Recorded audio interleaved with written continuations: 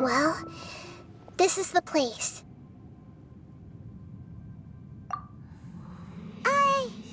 We're here to find Greater Lord Rukkhadevata, right? But the one standing over there is... Is that... me? She looks exactly like me. Are you Greater Lord Rukkhadevata? Yes, that's me. Are you surprised by my appearance? Irminsul and the surrounding lands have been reproduced here as they were years ago. But this is just a realm of consciousness. We are manifestations of the same nature. Hence why we would appear exactly the same. We're of the same nature. Why? Because you are me, and I am you. You are me in the new samsara. The new samsara? As Greater Lord Rukkhadevata, I'm the avatar of Irminsul. And you are the purest branch snapped from Irminsul. Imagine it this way.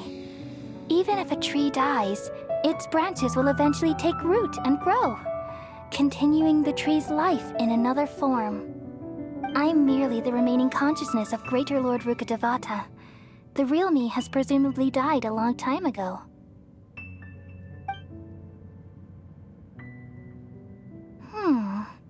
Judging from your appearance, I've probably been dead for 500 years. But you're finally here. My new self in the samsara. If this is true, then am I going to be a great archon like you someday? Though we share the same nature, our fates are bound to be different. All things have their own fate. When a branch grows into a mature tree, it won't be the same as the original tree. That's why fate is the ultimate knowledge, isn't it? That's a great insight. Yes, very good. It's also precisely why you won't become like me. Really? But perhaps you may become an even greater archon than I.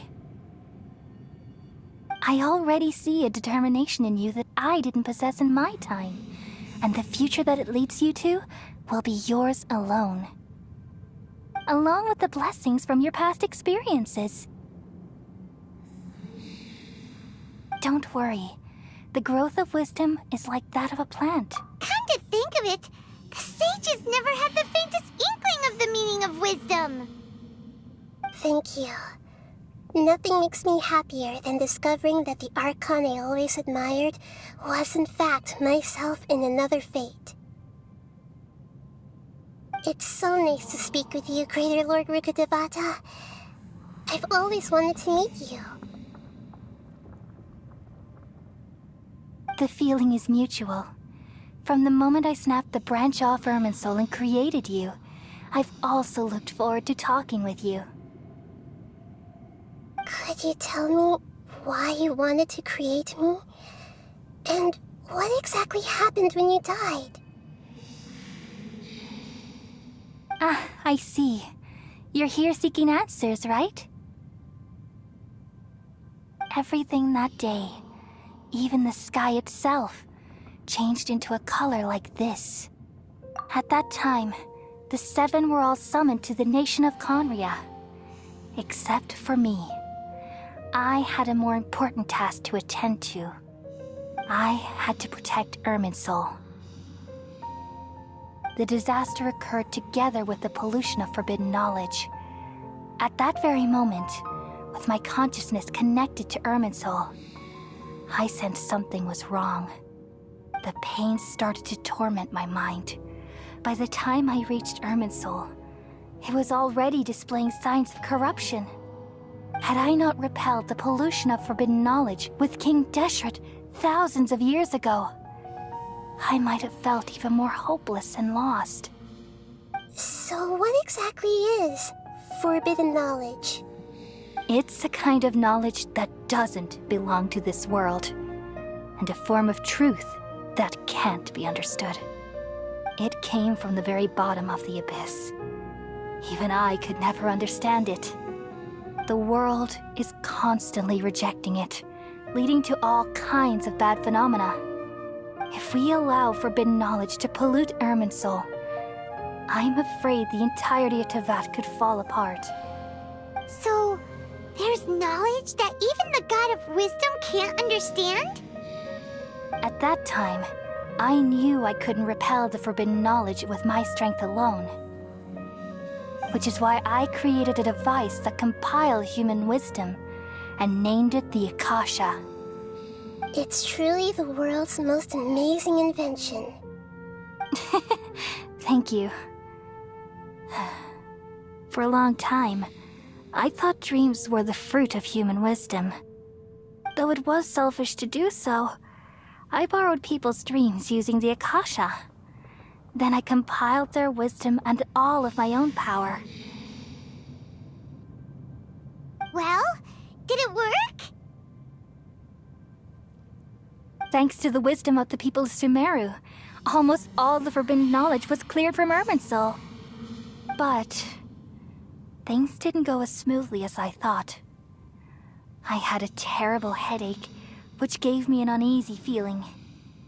And then I remembered that my consciousness was also connected with Irminsul. It brought me knowledge and wisdom, but vile corruption as well. From the very beginning, my existence had been polluted by the forbidden knowledge.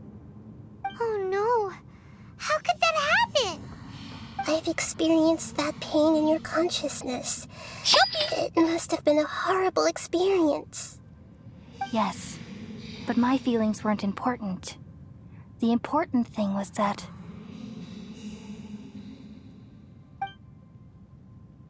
even if I died, my existence and everything related to me would continue to exist in Irminsul as memories and knowledge, meaning that the forbidden knowledge couldn't ever be permanently eradicated. And there's no way for me to eliminate myself. It would be a sort of paradox. So, I took the purest branch of Irminsul as my incarnation in the next samsara and left a trail of clues, all in hopes that you would come here and remove me and my pollution from Irminsul forever. Wait, no, I can't. So you realize what that implies. You are very smart indeed. Irminsul has all the knowledge and memories of this world. And as you've realized just now, removing me from Irminsul means I essentially will never have existed in this world. But this is the only way to save Irminsul. People love you so much and they've missed you so much over the past 500 years. I am exactly the same. So how can we just forget you like this? Is there really no other way? There must be something else I can do. You're the god of wisdom, Boer. You should know that there is no other way. But this is so cruel. I don't want to forget you. No need to feel so sad, Boer. As someone who delights in wisdom, you should feel joy at finally finding the answer. These are the words in their entirety. The answer you've been seeking all along. Let the world completely forget me.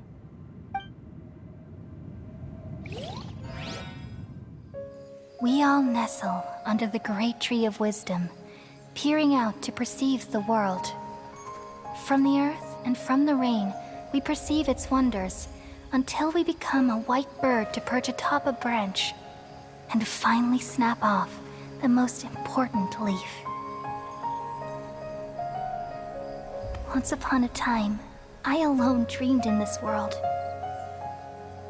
In my dreams, everybody would also dream after they fell asleep. Wild and wonderful thoughts would emerge from their minds. Some tumbled to the ground, and others floated to the sky, connecting all things in the world into one dazzling net. Among a plethora of worlds were numerous smaller worlds, all of fate, finding within the tapestry their brilliant glow.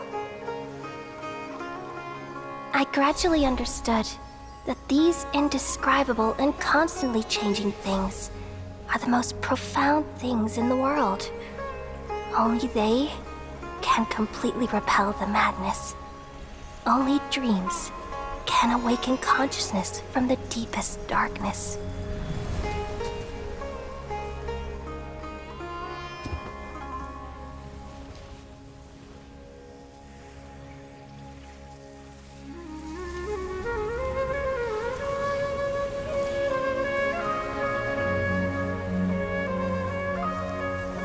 I'm the one who posed this question, yet also the one who sought a solution. Saving the world with the dreams of the people used to be my answer. And now, you've also found your own answer, and I shall return all the dreams to the people.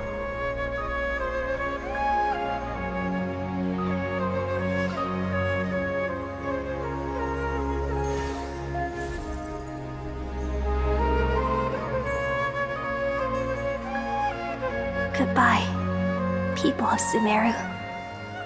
May you be blessed tonight with the sweetest of dreams.